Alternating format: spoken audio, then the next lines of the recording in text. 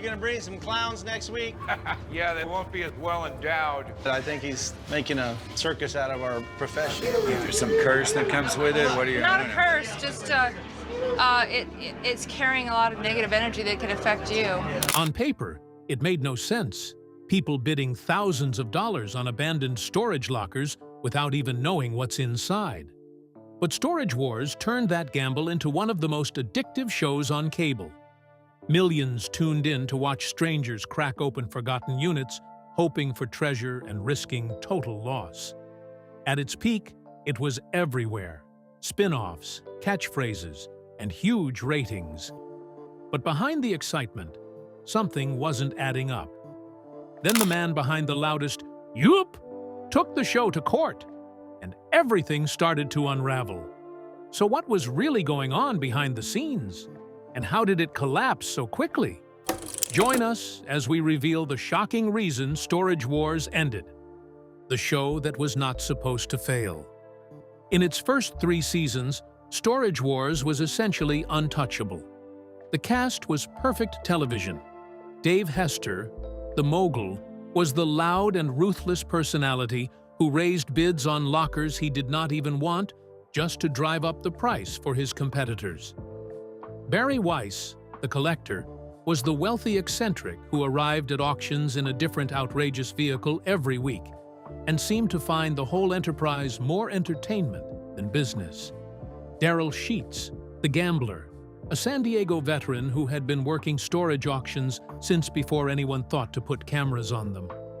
And Jared Schultz and Brandy Passante, the young guns, a couple who had met when both their lives were considerably less stable than the television version suggested, running their resale store and their relationship simultaneously in ways that generated drama without the production team having to manufacture any.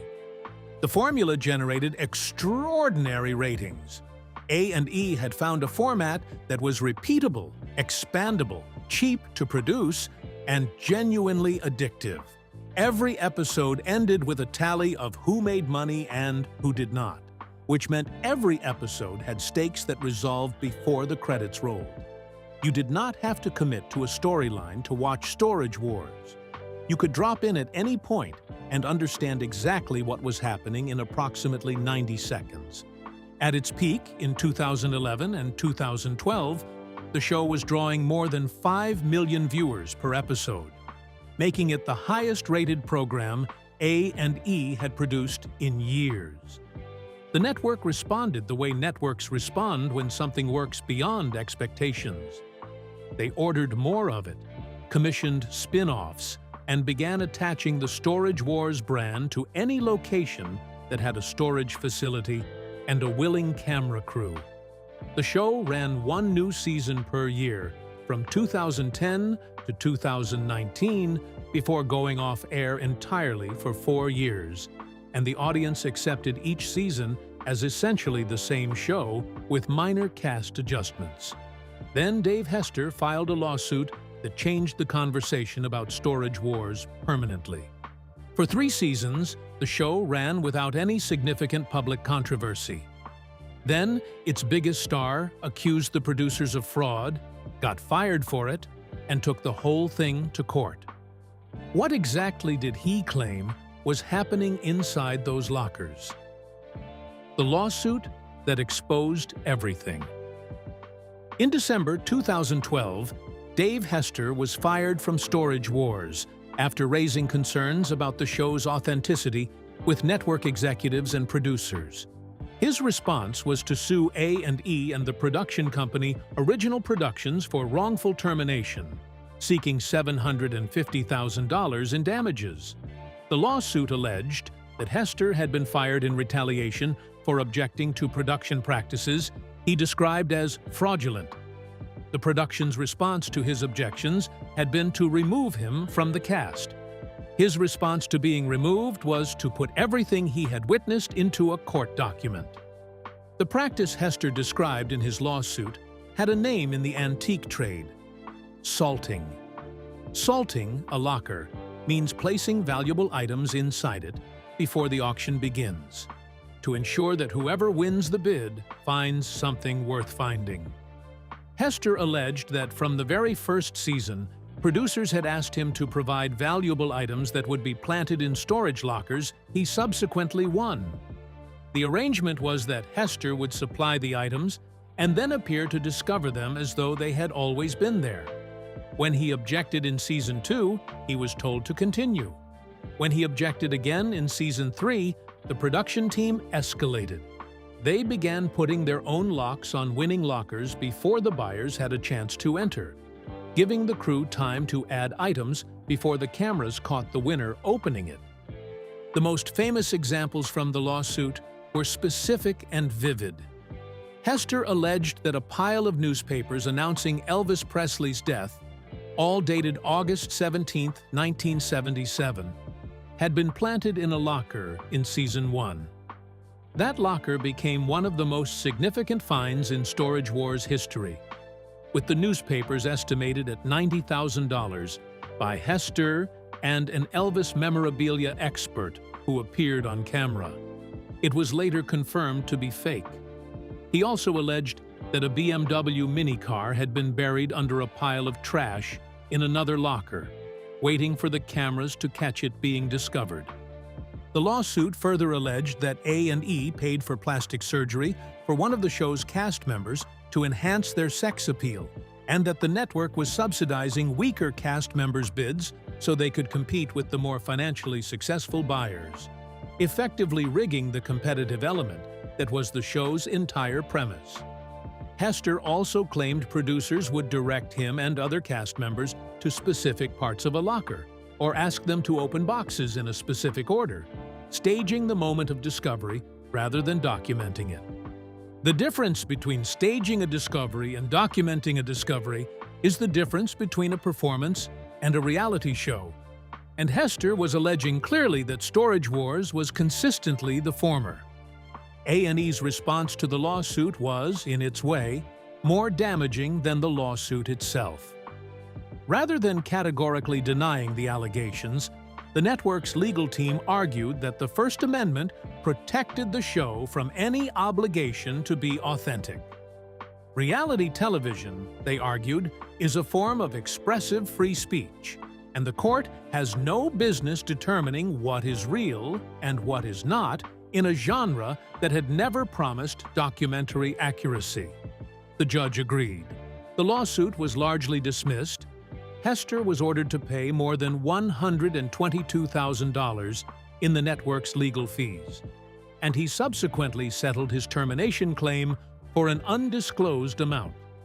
He returned to the show for Season 5, but the damage to the show's reputation was permanent. A&E had successfully defended the right to fake its reality show without ever denying that it was faking it. The lawsuit exposed the production practices. The judge's ruling confirmed that nobody had to be honest about them, and Dave Hester came back to the show that had fired him for complaining about those practices. If all of that sounds like the kind of thing that should have ended a show, the ratings suggested otherwise. What finally did serious damage to Storage Wars was not a lawsuit. It was the personal lives of the people in it. What were the events that unraveled behind the scenes? The cast fell apart. Jared Schultz and Brandy Passante were Storage Wars' most popular cast members for reasons that went beyond their bidding abilities. They were a couple. They had met in 1999, had 2 children together, and ran their resale store Now and Then, while building a television career that made them recognizable across America.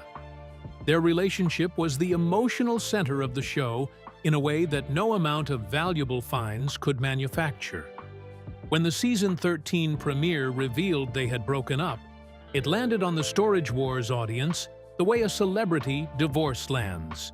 Not surprising in retrospect, but genuinely felt by people who had spent years watching them. What followed the breakup was considerably darker. In 2021, Jared Schultz was arrested on a domestic violence charge filed by Brandy Passante.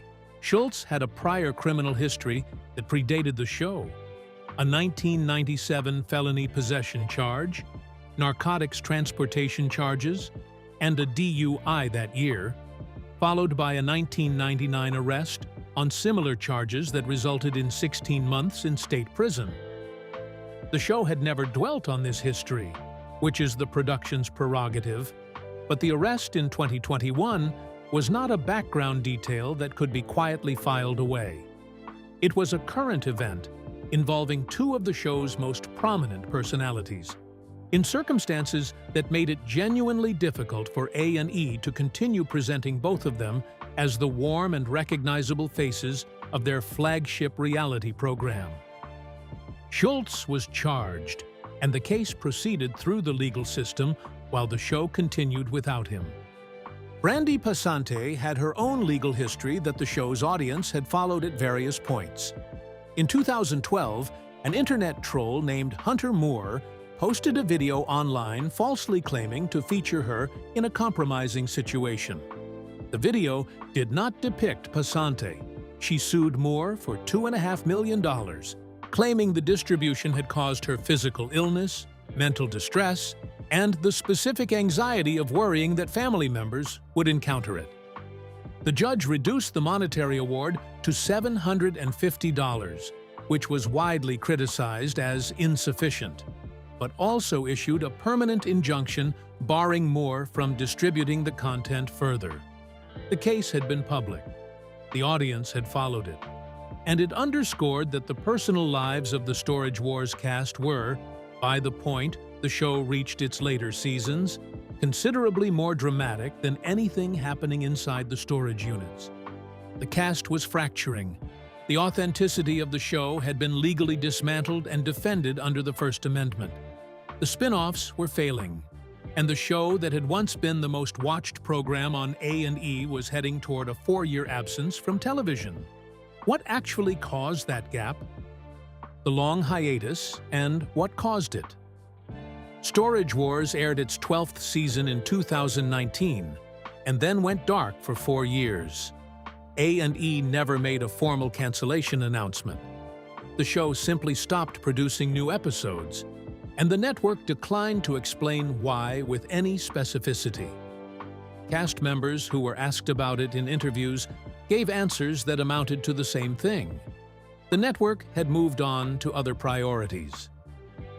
Renee and Casey Nzoda, the husband and wife bargain hunters who had been on the show since season 4, said publicly that A&E had shifted its focus. That was as specific as any public explanation got. The reasons visible from the outside were multiple and reinforcing. The ratings had been declining steadily since the show's peak years. The spin-offs had failed. Storage Wars. Texas managed 3 seasons. Storage Wars. New York ran for 2. And Storage Wars, Miami lasted 1. Barry Weiss's solo show Buried Treasure was canceled after a single season. Jared and Brandy's spin-off, Brandy and Jared, Married to the Job, ended after 1 season. Every attempt to extend the franchise had produced diminishing returns, which is a reliable indicator that the core appeal of the format was the specific combination of people in the original and not the format itself. When you start removing or replacing those people, the audience has less reason to follow. The broader cable television landscape had also shifted in ways that made a show like Storage Wars harder to sustain. The audience that had watched it on Tuesday nights in 2011 was, by 2019, distributed across streaming platforms in ways that traditional cable measurement did not fully capture.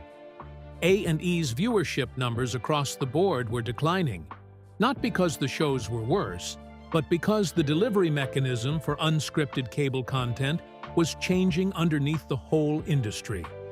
The competition for the kind of viewer who had once reliably turned to cable reality on a weeknight evening was now coming from Netflix originals and YouTube channels that operated on the same basic appeal: the discovery of something interesting and unexpected, but without the scheduled broadcast format that cable depended on.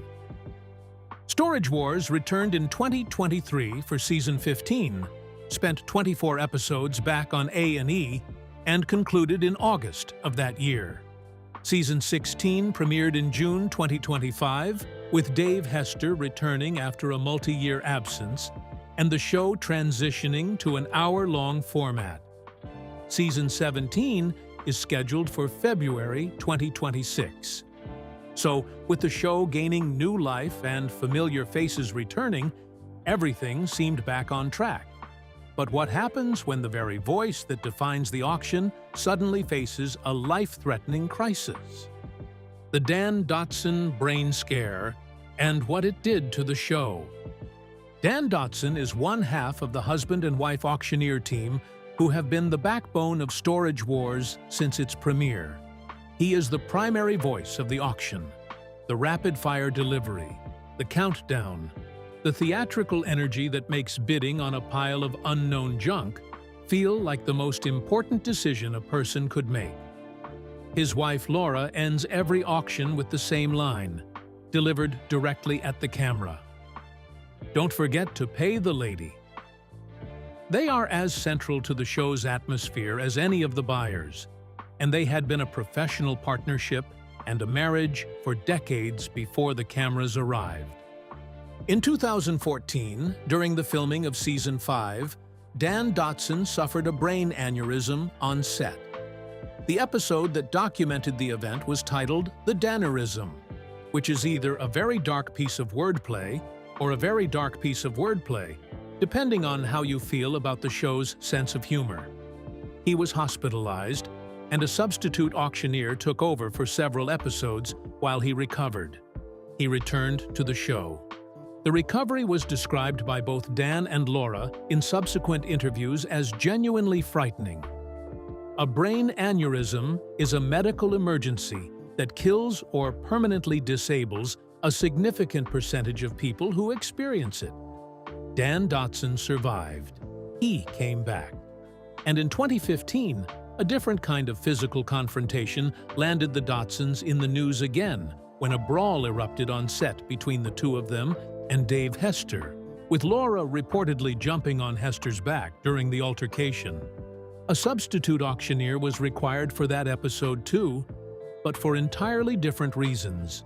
The show continued, but the event was a stark reminder that the people at the center of Storage Wars were real human beings whose real lives had a tendency to collide with the television format in ways the production team could not always choreograph. The show survived the lawsuit, the cast drama, the failed spin-offs, and the brain aneurysm. It went on hiatus for 4 years and came back. It is still being made in 2026. So, what is the shocking reason Storage Wars ended? The honest answer is that it has not ended. But the show that returns each season is not the show that premiered in 2010. And the gap between those two versions tells the full story. What the show became, and what it lost. Storage Wars in 2026 is a show that has survived things that should have killed it. The Hester lawsuit established, in a court of law, that A&E had the legal right to stage its reality show and call it reality. The cast that gave the original its emotional core has been almost entirely replaced or reconstituted. Jared Schultz is gone. Barry Weiss came back for seasons 14 and 15 and may or may not return. And the show's regular cast now includes people the original audience has never heard of. The ratings that once justified the show's cultural significance have declined to a fraction of their peak. The spin-offs that were supposed to extend the brand all failed within 3 seasons. What remains is something interesting in its own right. The format still works on its most basic level. People bidding on unknown contents and discovering what is inside still generates the specific pleasurable anxiety of a scratch card being revealed in slow motion. The hour-long episodes introduced in Season 16 give the show more room to develop the personalities of whoever is currently on camera. Dave Hester's return brought back one of the most genuinely compelling television personalities the format had ever produced, whatever his complicated history with the network. And the A&E relationship with the show appears to have settled into the kind of long-term accommodation that shows make with their networks when ratings are modest, production costs are low, and the audience is loyal enough to justify a continued presence.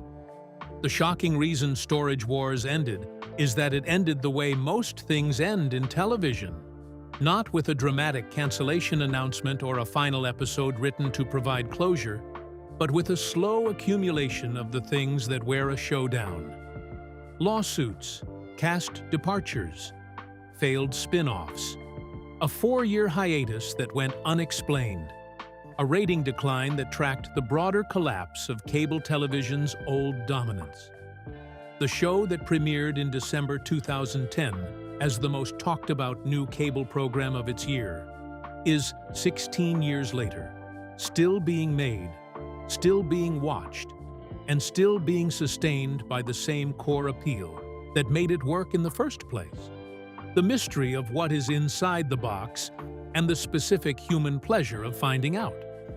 What was your favorite era of Storage Wars, and do you think the show can ever recapture what made those first 3 seasons unmissable? Share your thoughts with us in the comments section. Remember to like, share, and subscribe for more. Also, click the next video showing on your screen. You will enjoy it.